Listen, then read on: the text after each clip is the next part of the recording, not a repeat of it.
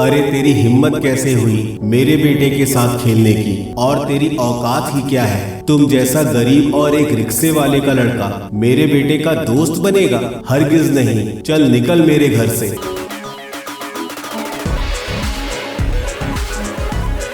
एक 12 साल के बच्चे को जब उसके ही दोस्त के पापा ने इतने गंदे तरीके से डांट कर घर से भगा दिया, तो उस दिन वो बच्चा समझ ही नहीं पा रहा था कि आखिर उसकी गलती क्या है और क्या होती है ये औकात।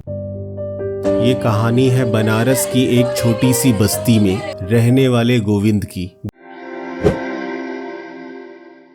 गोविंद के पिताजी नारायण जायसवाल रिक्शा चलाते थे।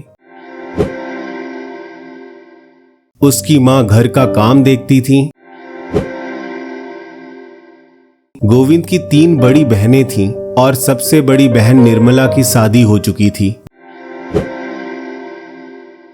घर के नाम पर बस एक छोटा सा कमरा था जिसमें पूरा परिवार एक साथ रहता था। गोविंद भले ही पास के एक हिंदी मीडियम सरकारी स्कूल में पढ़ता था, लेकिन बचपन से ही पढ़ाई में बहुत तेज था। हर सब्जेक्ट में क्लास में सबसे ज्यादा मार्क्स हमेशा गोविंद के ही आते थे। भले ही गोविंद के पिता नारायण जी पढ़े लिखे नहीं थे, लेकिन उनकी हमेशा कोशिश रहती कि उनके बच्चे जरूर पढ़ाई करें, फिर चाहे वो गोविंद हो या फिर उसकी दोनों बहनें। उन्होंने हमेशा अपने बच्चों को सिखाया कि किसी भी काम को मेहनत और ईमानदारी से करना चाहिए और हर किसी के काम की रिस्पेक्ट करनी चाहिए। एक दिन गोविंद अपने एक दोस्त के साथ उसके घर पर खेल रहा था। उसके दोस्त के पापा अच्छे खासे पैसे वाले थे और उन्हें अपने पैसों का बहुत ईगो भी था। जब दोस्त के पापा ने गोविंद से उसके पिताजी के बारे में पूछा, तो गोविंद ने बहुत कॉन्फिडेंटली बोला कि मेरे पिताजी का नाम नारायण जायसवाल है और वो रिक्शा चलाते हैं। ये बात सुनते ही मानो उसके दोस्त के पापा गुस्से से भर गए और गोविंद को बहुत बुरा भला बोलकर धक्के मारकर घर से बाहर निकाल दिया। उस दिन गोविंद को ये समझ नहीं आ रहा था कि उसने क्या गलती कर दी। गोविंद सोच रहा था कि मैं तो पढ़ाई में भी बहुत अच्छा हूँ, सबकी रिस्पेक्ट भी करता हूँ, और जैसा कि मेरे पिताजी ने बताया है कि हर किसी के काम की रिस्पेक्ट होती है, तो वो रिक्शा चलाते हैं तो उनकी भी एक अलग रिस्पेक्ट है। दूसरे दिन गोविंद ने ये सारी बातें अपने स्कूल के एक टीचर से बताई। तब गोविंद के टीचर ने समझाया कि ये सोसाइटी तुमको तुम्हारे पिताजी के काम और उनके बैकग्राउंड से जज करती है। गोविंद के टीचर ने बस यूं ही उसे समझाने के लिए बोल दिया कि अगर तुम एक IAS ऑफिसर बन जाओगे तो ये सोसाइटी तुम्हें तुम्हारे पिताजी के काम से नहीं, तुम्हारे नाम से जानेगी और तभी बदलेगा तुम्हारा बैकग्राउंड। उस दिन से ही गोविंद ने डिसाइड कर लिया कि अब उसे एक IAS ऑफिसर बनना है। लेकिन गोविंद के लिए ये सब उतना आसान नहीं था। उसके परिवार के हालात बहुत खराब थे। उसकी फाइनेंशियल कंडीशन बहुत ही बुरी थी और जब गोविंद 10th क्लास में था तो उसकी माँ को ब्रेन की एक बीमारी हो गई। माँ की बीमारी के इलाज में लगने वाले खर्च से परिवार के हालात और ज्यादा खराब हो गए और तभी गोविंद की माँ का ब्रेन हैमरेज की वजह से देहांत हो गया। इस सब के बाद भी गोविंद की परेशानियां कम नहीं हुई।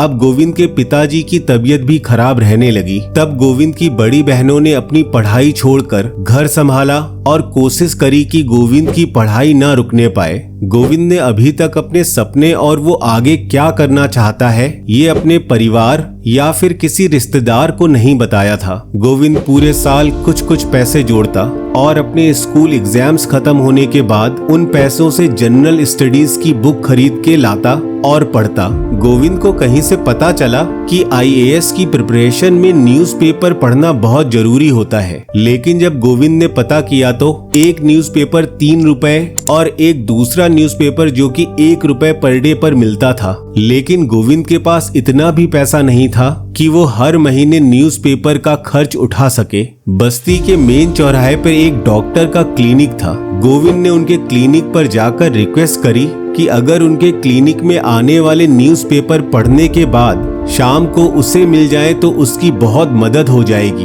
उन डॉक्टर ने इसके लिए हाँ कर दी। अब हर शाम गोविंद वहाँ से न्यूज़पेपर लेकर पढ़ता। दूसरी तरफ गोविंद के कुछ रिश्तेदार और कुछ पड़ोसी उसके पिताजी को ये समझाते कि जैसे ही गोविंद 12th पास कर ले तो उसके लिए एक ऑटो रिक्शा का इंतजाम कर दें, तो गोविंद भी कुछ पैसा कमाना स्टार्ट कर देगा। और अगर गोविंद की दोनों बड़ी बहनें भी लोगों के घरों का काम करें तो कुछ पैसा वो भी कमा पाएंगी। ये सब सुनकर गोविंद को बहुत बुरा लगता, लेकिन फिर भी वो किसी से बिना कुछ बोले बस अपनी पढ़ाई करता रहता।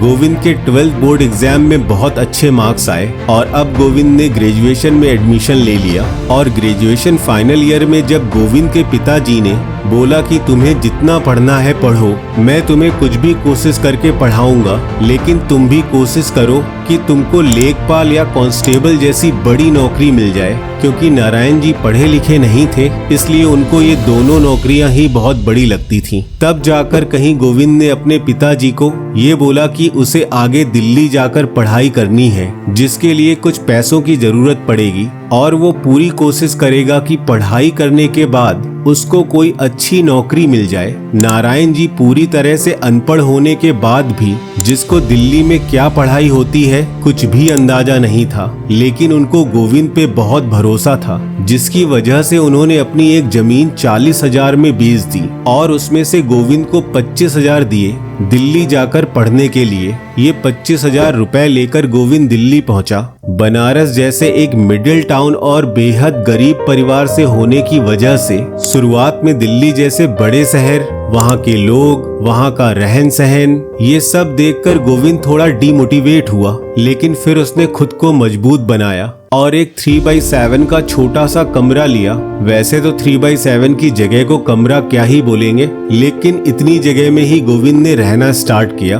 गोविंद कम पैसे में ही सब कुछ मैनेज कर पाए, इसलिए उसने खाने में सिर्फ हाफ टिफिन ही मंगाना शुरू किया। इसी बीच गोविंद के पिताजी को रिक्शा चलाते टाइम पैरों में चोट लगी और वो सेप्टिक हो गया। गोविंद को पिताजी की, अपनी बड़ी बहनों की और घर में हो रही परेशानियों की चिंता रहती, फिर भी गोविंद अपना थोड़ा भी टाइम वेस्ट नहीं करता, क्योंकि उसे ये लगता कि हर घंटे उसकी पढ़ाई से पूरे परिवार का इमोशन और ट्रस्ट जुड़ा है, वो इसे वेस्ट नहीं जाने देगा। गोविंद ने साल के पूरे 365 दिनों को अपने सब्जेक्ट्स के हिसाब से हर दिन किस सब्जेक्ट को कितने घंटे पढ़ना है, कब खाना है, कब सोना है, ये सब डिवाइड करके रखा था, क्योंकि उसको पता था कि उसके पास लिमिटेड पैसा है और टाइम भी लिमिटेड है। गोविंद ने जी तोड़ मेहनत करना शुरू कर दिया। कई घंटे लगातार पढ़ाई करता, नींद ना आए इसके लिए चलते चलते पढ़ाई करता। किसी ने गोविंद को फोन करके बताया कि उसके परिवार की हालत बहुत खराब हो गई है, घर में सब्जी लाने तक के पैसे नहीं हैं, रोटी अचार और पानी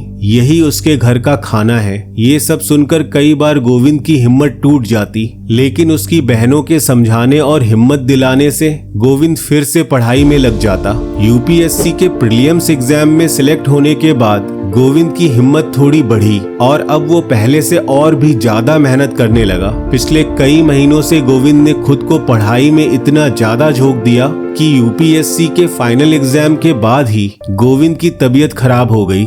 डॉक्टर को दिखाया तो पता चला कई महीनों से अच्छे से ना खाने पीने की वजह से गोविंद की इंटेस्टाइन वीक हो गई है और उसी वजह से गोविंद की तबीयत खराब हुई है। गोविंद उस समय इतना कमजोर हो गया था कि उसके पूरे शरीर का वजन मात्र 40 किलो रह गया था। आखिर अब वो दिन आता है जब यूपीएससी का रिजल्ट निकलता है। गोविंद भागा भागा जाता है, एक इंटरनेट कैफे में अपना रिजल्ट देखता है और रिजल्ट देखकर पहला फोन अपनी बड़ी बहन को करता है और बताता है कि उसकी ऑल इंडिया 48 रैंक आई है। ये सुनकर बड़ी बहन को लगा मानो सब कुछ रुक सा गया है और फिर बस लगातार रोने की आवाज। लेकिन आज ये खुशी के आंसू थे। ये आंसू थे उस मेहनत के लिए और उस भरोसे के लिए जो पूरा परिवार गोविंद पे करता था। नारायण जी को ये तो नहीं पता कि आईएएस क्या होता है, लेकिन आज उनके घर में बनारस के कई सारे बड़े लोग, नेता, मंत्री,